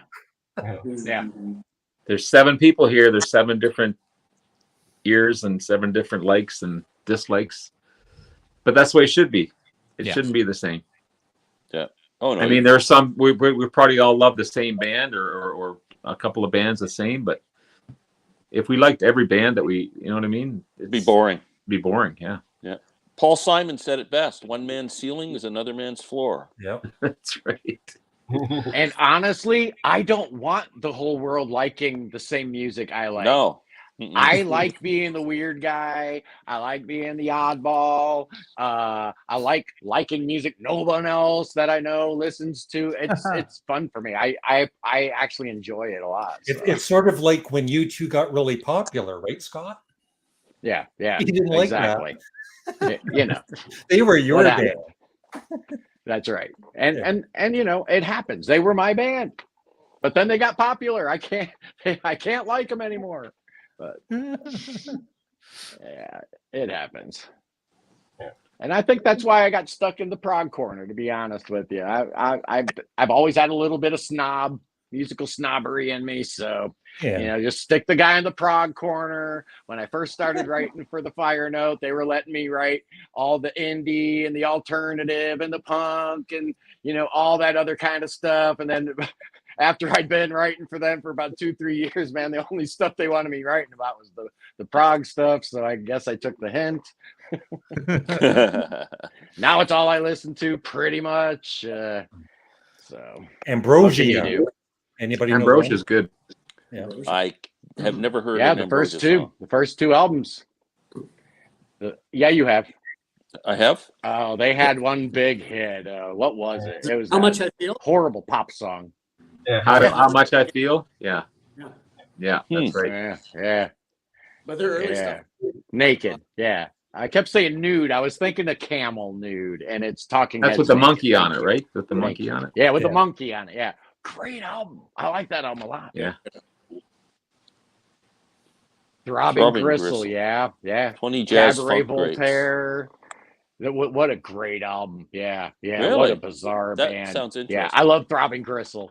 Throbbing Gristle was awesome. Very cool. But then back then, when that came out, I was listening to a lot of Crass and all that weird stuff. So speaking of Sam, a weird time. Speaking of Sam, we were talking the other day about video ideas because he was kind of not struggling, but he says he was having a hard time coming up with ideas. And you should do the top 10 songs that no one knows about, but you absolutely love, and see what reaction you get. You know what? No one. It's not. I like doing stuff like that too because I listen to a lot of obscure stuff. But I always think no one's going to watch. Nobody cares. No one really cares. But they do. They do. Because all of a sudden there's going to be viewers that say, "I know that band," or "I know this song," or I don't know. I tried to do spotlights on great artists who nobody knows, like Bill Nobody Flack. cares. You know, no one watched the video. You guys, one of the greatest I am musicians on done earth. trying to predict. You think of a video idea, and there's sometimes I even get my wife to do the really cool thumbnail and stuff. Yeah. And I'm working real hard. I even have like almost kind of a script going on. And you get 5 views. Yeah. This is the one that's gonna blow up, man. This is the one. And I'm done trying to predict view count. I just do what I do. If I want to do it, I do I've it. learned being on YouTube for over 15 years, just do what you want to do. That's right. Yeah. Yep. I've done what that I'm learning. before. Oh, this video is going to get lots of views, isn't it? Yeah. Because you're kind of forcing it too. It's like just do what you love to do. Exactly. Yeah. It all works out in the end. Yeah. If you're good at what you do, we're not all as good or as talented, as the great Canadian stud. That's true. I agree with that. Our content won't be quite as high quality. It can't be. No. We are all fans of high quality entertainment, but That's we right. all strive. Yeah, we all strive. we all strive. We need that ego, like I don't need an ego because I know I'm great. Yeah, you don't need it. You've got a whole film crew following you around, That's right. doing a trailer. Anybody else here have Above a his mini life. documentary Oh, on your did you channel? know about the legend? The man behind the legend. I love that title. That was good stuff. Papa Chubby. I bought one of his CDs once for like $1.99. I just because the name Papa Chubby, and the guy can play a guitar, man. What a great guitar player. Have you ever heard this guy? Blistering blues guitar player. Samantha Fish is from Kansas City. She's great. Oh yeah? I've heard of her. Blues. Yeah, Blues I rock. gave whatever that Glenn Lou Reed's Berlin, and he didn't like it. I didn't like it. No, I didn't like Transformer. Oh, somebody's cool. just mentioning Transformer. And Lou Reed's just not for you. No, he's not. That's all. And I appreciate he's, Yeah, they used to play golf together. Yeah, boy howdy. Glenn Queen, Campbell. Hit Parader. Hit Parader. Trouser Press, Hit Parader, Cream. Yeah, that's what I grew up on. Glenn Campbell was an amazing guitarist. Yeah, He sure was. He was. He really was. Him and Roy Clark were Incredible. just killers. Yeah, Ricky Lee Jones is great. Amazing. I love Ricky Lee. I used to love the magazine Uncut because you used to get a CD with it. yeah, Although Uncut it's is very good too. Yeah, they still have that. There it goes. Remember, Really, Larry? I really thought you weird were at first, really too. weird at first. Too. Thank you, my. And now, what do you think of him, Molly? We'll talk after the live chat. Yeah. I mean, you'll talk to me. How weird do you think he is now? She still thinks I'm weird. Yeah. Oh, yeah. She just can't say it out loud now. Yeah. One thing I appreciate about you, Larry. The other day you put a video out that you just so open, right? Yeah. I don't know if I could be that open on my video, but you just kind of opened yourself up to just tell people the way it is. Yeah. Yeah. You can do it, Robert. Oh, I could, Just don't break down in the video. Okay? but I am, believe it or not, I am kind of a private person too. Yeah. So Yeah, that most may people are. not show it that way, but I am. Yeah. Yeah. Bobby No secrets sure. or anything. But We all feel you. Well, just go. It's a tough one. People coming to blows over music. Just go on the Steve Hoffman forum Yeah. and read some of those threads for an hour. You make your head spin. I avoid that place. Yeah. Yeah. Too much. why argue about music? Why argue about it when you can discover music just by talking about it? I've learned so many bands from this channel, and watching you guys and watching other guys or people. Oh yeah. Exactly. Yeah. Of course, they will watch just to see you. Yeah, such a sweet, fun guy. Who's it? You after something? Do it, Glenn. What was I doing? What are you doing? I don't know. Well, you better do it. You better do it though. Samantha Fish. Another comment about Flush the Fashion. I guess I was, when that record came out, I thought I was the only Alice Cooper fan that actually liked it. Yeah, I did. I liked it. There's been like 4 or 5 comments. I got to hear that now. Yeah, it was way different. It was different, but I liked it when it came out. But it was a radical departure at the time. Well, remember, everybody was putting out their new wave album. Billy Joel had his new wave album out. Yeah. Linda Ronstadt had her new wave album out. Yeah. And everybody was, jumping on the bandwagon. And here's the Alice Cooper new wave album. And everybody was prepared to hate it. Yeah. Well, if they would have taken the time and listened to the songs, they would have realized it's a terrific album. It's really Damn good album. Yeah, it is. Yeah, it is. So, To the drummer in the group, who do you think Jason Who's Bonham's the drummer from? in this group? Jim. Because Yeah, Yeah. the drums there's behind. no drums. Of course, he'd have been proud. Absolutely, he would have been. I think it's amazing that Jason was able to do that. I think it's. I think Jason himself would have been so proud to do it. The band were ever so grateful and proud that John Bonham's legacy was there, being played by his own flesh and blood. It was a perfect way to to end Led Zeppelin. Yeah, tour. I'm glad absolutely. they didn't go on tour or anything. Yeah. You had real- to take the stench of Phil Collins out of the equation. Yeah. Live Aid, yeah. Who's the Real Housewives of Southern Ontario? The Real Housewives.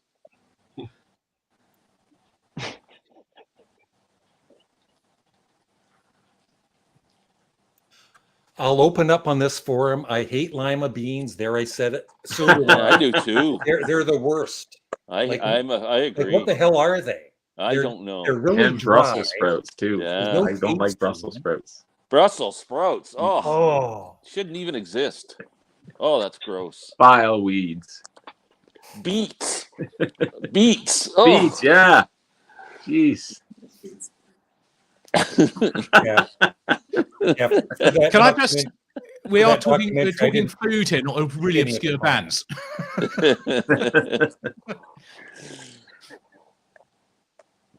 Yep. The day my dad turned to say, I lost interest in Pink Floyd after. I kind of like that album, Momentary you? Lapse of Reason. That's Yeah, it's not a bad album. It's not bad. It had moments. I actually It had moments, yeah. prefer The Division. I thought The Division Bell was a better overall record. I like But that. I think- Bell, yeah. Couple songs on Momentary Lapse were just amazing. I Yeah. thought it had its moments, but yeah. You put the Division Crushed Bell, by the good that. songs from Division Bell, and the good songs from Momentary Lapse of Reason. You'd have a pretty good album. you have actually have a great album, I think.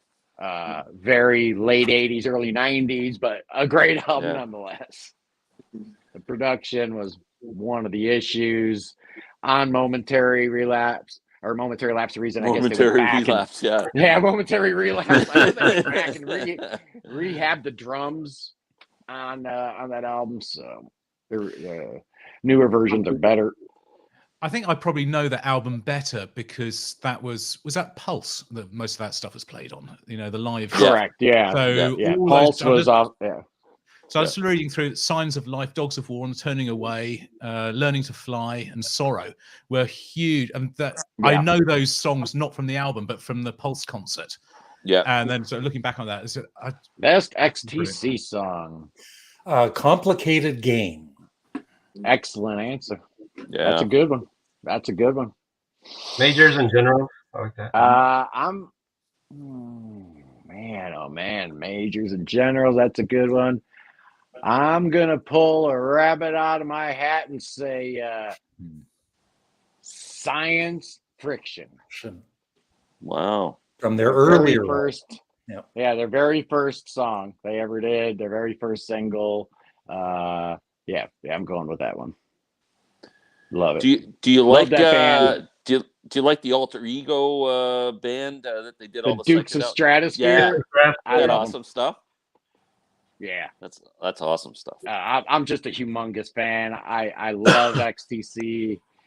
To me, they're one of the greatest bands of all time. If How many- David If I Ortiz rank my was a good favorite fan, bands too. ever, How many different Yeah, English I was- accents do we have?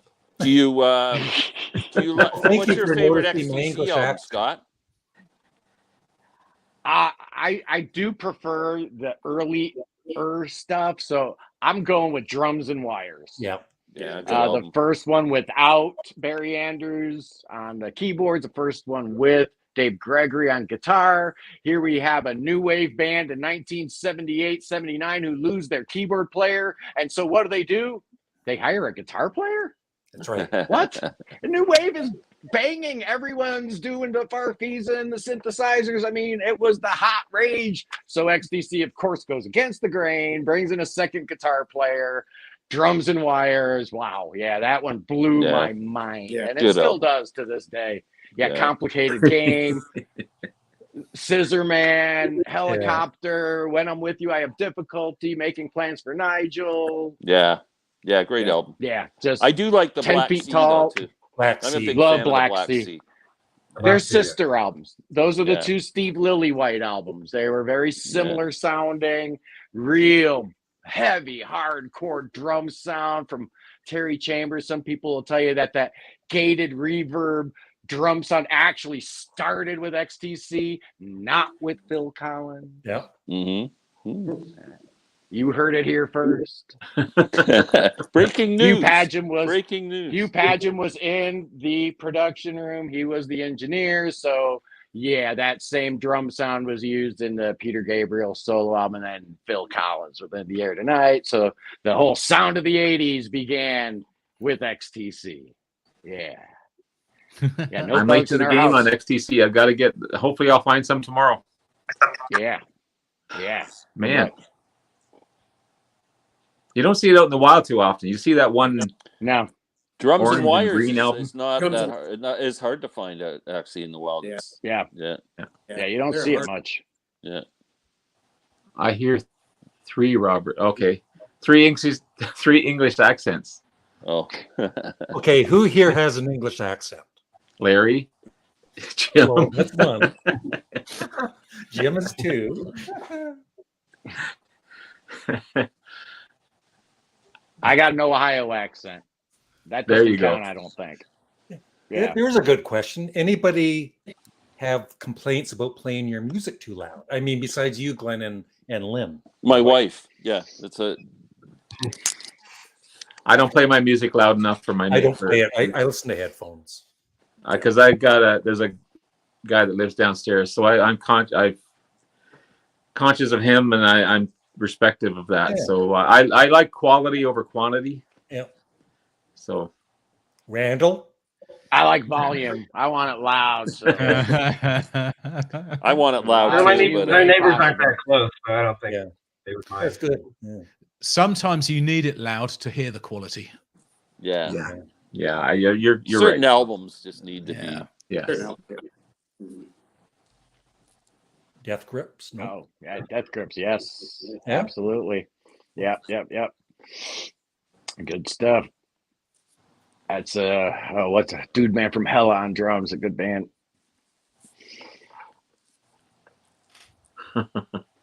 No more questions, Larry? That's it? Nope. Yeah, Yes, dried up. three more. I think I missed some, but Yeah. we Larry probably sounds missed like more than a few. Over Peterson from Saturday Night Blues Show. Oh, wow. Wow. I lived Oh, in the nice. country for 30 years, never had to turn my tunes down. Yeah. Yeah.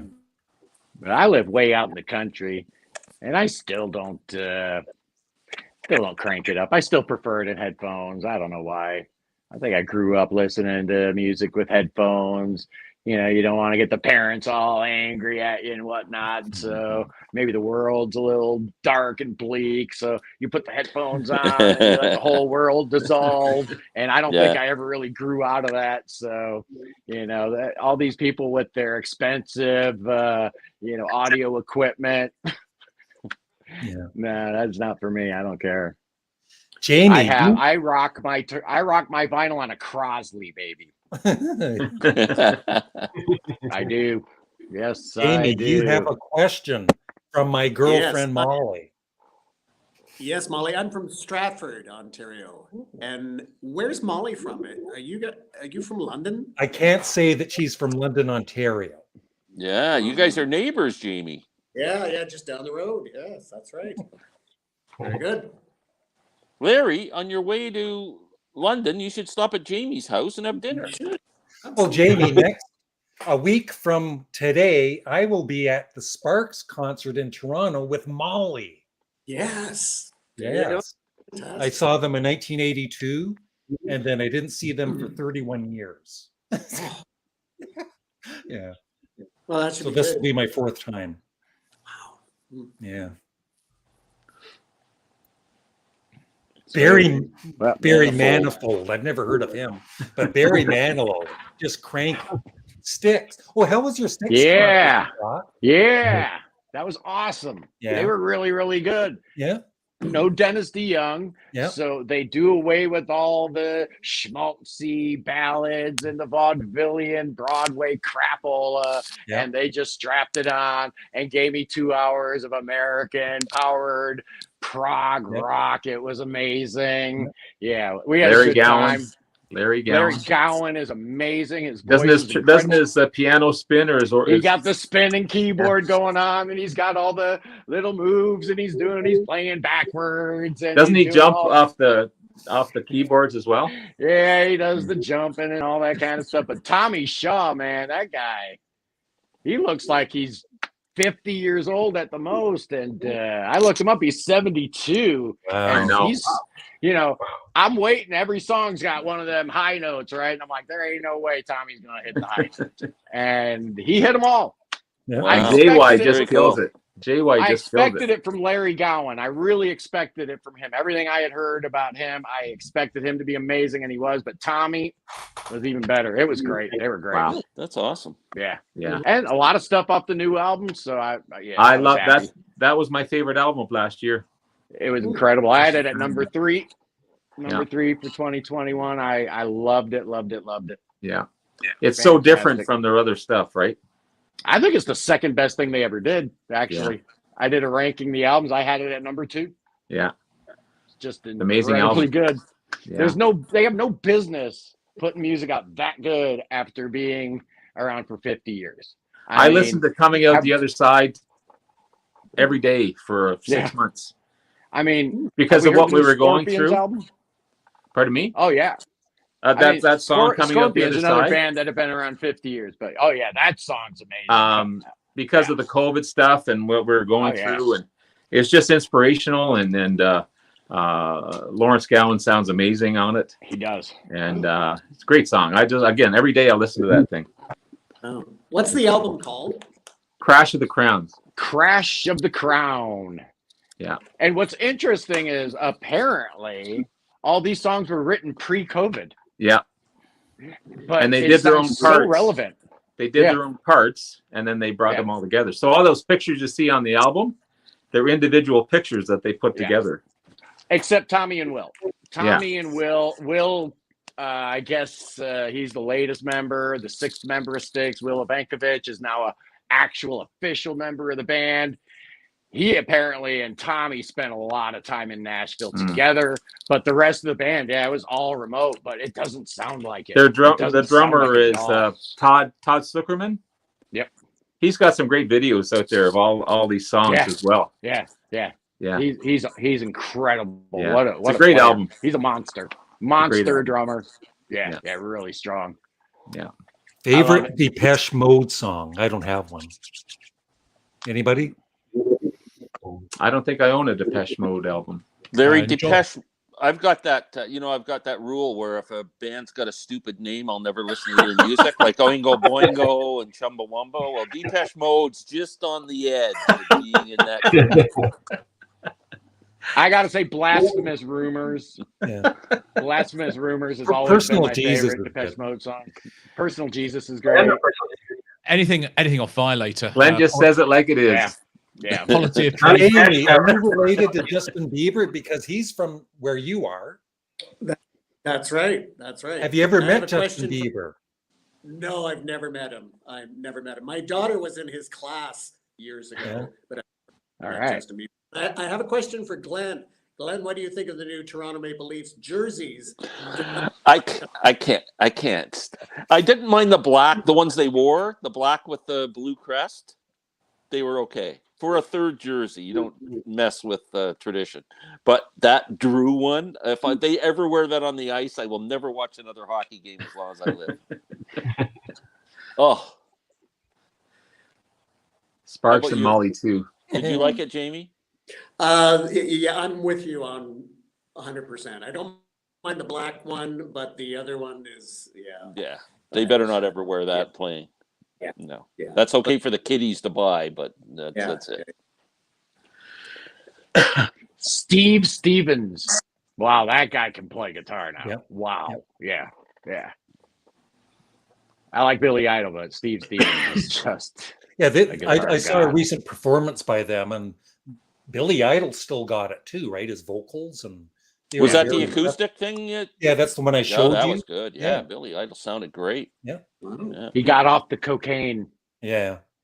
Yeah, Todd Zuckerman is an amazing. I love his play along videos, whatever you want to call them. But yeah, he's great. Autumn Waterloo Almanac. Sunset. Favorite Kinks song? Well. That's ringing a bell. I don't know her. Waterloo Sunset. Jim's never heard of the Kinks. I have. Yeah. I saw your guys' ranking, but neither one of you had Celluloid Heroes, which is my favorite. I don't know that song as well. Good one. Interesting conspiracy theory. Paul McCartney is dead. That's the most famous one, I think, isn't it? That Mama Cass choked to death on a sandwich. When the other one is Elvis Sandwich. Presley still alive. Yeah, Elvis Presley. Yeah. Yep. Tweed, Ontario, isn't it? No, Tweed, Ontario. Elliott Smith. That's no Yeah. conspiracy theory. Elvis is still alive. So, yeah. Elliott Smith, interesting guy. I love him. Sad life, but Very sad, very tragic. Either or, one of my favorite albums of Either all Or's a time. great album. I adore him. He was just Klaatu. incredible. Is this guy setting me up? I love There we go. Klaatu, and so did Robert. Glenn Everybody does. now calling up. You know who just got legends. George Allen was just given the Klaatu 347 Eastern Standard Time as a VCLT, and he absolutely loved it. So Yep. That's baby pablum for prog rock fans. That's what that is. Aha, now you're going. John Hartford, one of my heroes. Morning Bugle and Steam Powered Aeroplane. Two incredible albums.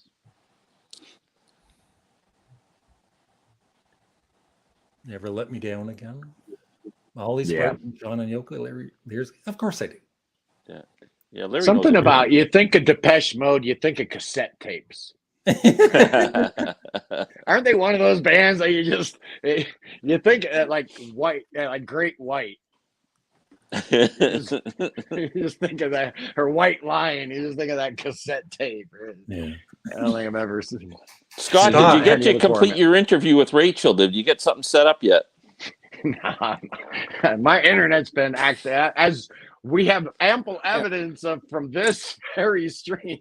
Yeah. I'm having some issues. Yeah, I'm having some technical difficulties up in here. I is Vladimir Putin. Yeah. That's what I think's going on here. Billy Idol made a Christmas album. Well, that would be interesting. Wow.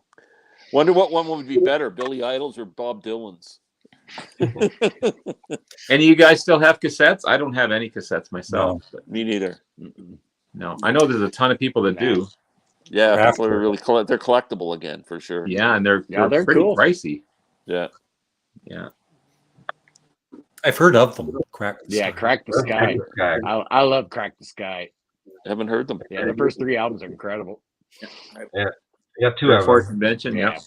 Fairport Convention's Richard great. and Linda. Richard Thompson, great guitar player. They're great. Yeah, So good. absolutely. Fairport, no doubt. Good stuff. Sandy Denny. So we got about 10 minutes left, Yes. and somebody just left again. Who Oh, left? good. I have a hard time knowing who's go. Okay, Yeah. let's guess who left. Jamie. Jamie. I'm here. So let's talk about each other's channel. Oh, yeah. Jamie said he had to leave. And I hope Why don't we everybody- do that? Let's talk about each other's channels. Larry, you talk about. Glenn Kellaway from the Basement. It's one of my least favorite channels I'm subscribed to. But because I'm his friend, I do occasionally watch it. I always love Robert, your go ahead and insightful tell us about comments, your Larry. channel. Just a Channels Robert's on my turntable. Just did a albums that are turning 50 years old today, yesterday. Machine Head, Deep Purple, plus a lot of albums that are turning 50. Talk a lot about classic rock and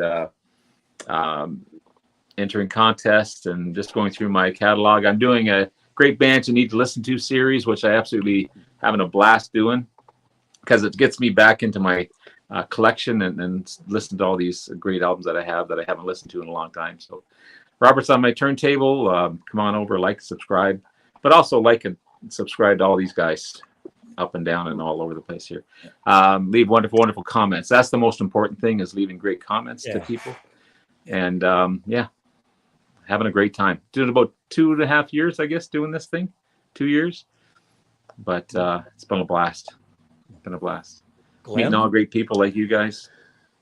Today is I just noticed today's March 26th. It's my 2nd anniversary on YouTube today. Well, congratulations. I never thought about it until you just mentioned 2.5 years. I've been two years today. I made my first video, but Glenn Kellaway from the basement. I just enjoy talking about music in general and sharing a passion. I just today uploaded a first video in like a short series on my favorite decade in music from 64 to 74. And I went through and I picked what I considered the iconic albums of each year to see which year I had the most iconic albums from. So I'm kind of revealing all that. I ended up with 171 albums over a 10-year period. And breaking it down by year. So I did 64 and 65 today. So check it out. Awesome. And Glenn, do you have little Glenn with you? He's on the other side of the room. Okay. Always says to keep little Glenn safe. Little Glenn is safe. Keep your little Glenn to yourself. Keep your little Glenn to yourself. Little Glenn's got We don't want to see your banjo, little Glenn. and I got my little Jerry Garcia guy who's got the guitar, and I'm going to put them down in front of the camera, and I'm going to play dueling banjos off the screen with Jerry and little Glenn jamming on dueling banjos. It's coming up. I just got to work my arrangement out. Okay. Scott? Hey, everybody. It's Scott from the Prog Corner. And said something. Hey, I know. I'm very low key today. But hey, I too am celebrating an anniversary today. It's my 3-month anniversary on YouTube.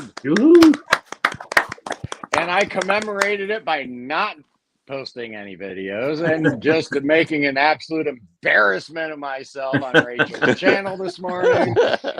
And the professionalism here is absolutely shocking. It's an absolute travesty.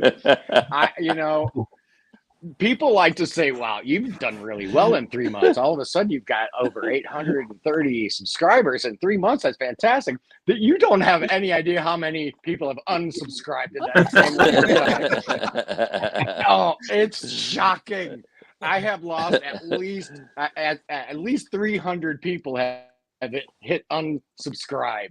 It's amazing. I'd be well over 1,000 if it weren't for that. Wow. But, I do what I do. I talk about prog.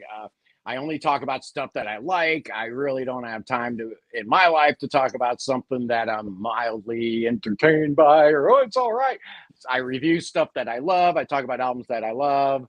And as a result, I get a little crazy and raise my voice and my face gets all red. And it's just ridiculous.